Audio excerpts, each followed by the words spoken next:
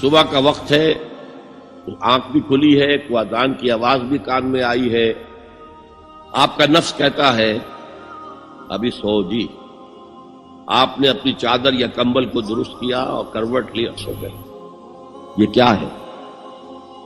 آپ نے کس کا حکم پیچھے پھینکا اور کس کا حکم مانا؟ اللہ کے حکم کو پیچھے پھینک دیا، نفس کے حکم کو آگے رکھا۔ یہ شرک، اس شرک کو جاننے والے بہت کم ہیں۔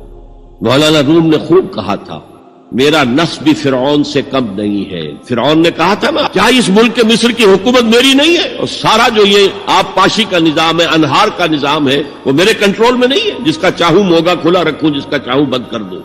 یہ تھا خدائی کا دعویٰ۔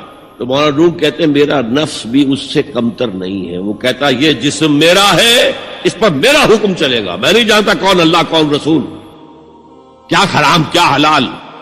تو فرعون سے کم تو نہیں ہے میرا نفس، لیکن فرعون اس کی بہت مدد تھی، فوج تھی، لاؤ لشکر تھا، تو اس نے زبان سے بھی کہہ دیا کھل کر الا ربکم الاعلی۔ میں مسکین ہوں، غریب ہوں، میرے پاس کوئی طاقت نہیں ہے، میں زبان سے تو کچھ نہیں کہہ سکتا، اندر سے میرا نفس یہی کہتا۔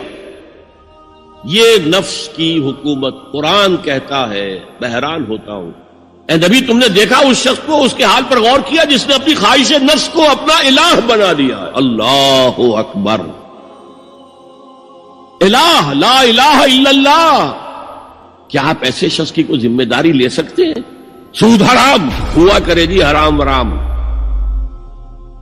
ہمارا دھندا جو ہے وہ آگے بڑھ نہیں سکتا، تو اللہ کے حکم کو پیچھے ڈالا، نفس کے تقاضے کو آگے رکھا۔ کون معبود ہے آپ کا؟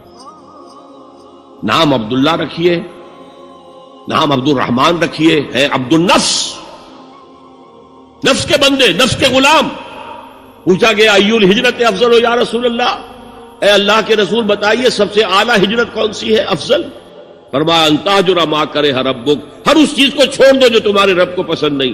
آج رات ہی سے آپ ہجرت شروع کر سکتے ہیں۔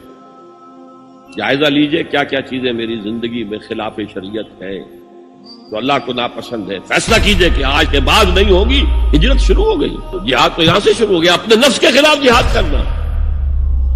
صبح نفس نے کہا ابھی سو جاؤ، آپ نے نفس کی بات کو رد کیا، اپنا کمبل اٹھا کے پھینکا، اٹھے، وضو کیا، نماز کے لیے آپ مسجد چل دیے، آپ نے جہاد کیا نفس کے خلاف۔ یہ افضل الجہاد ہے۔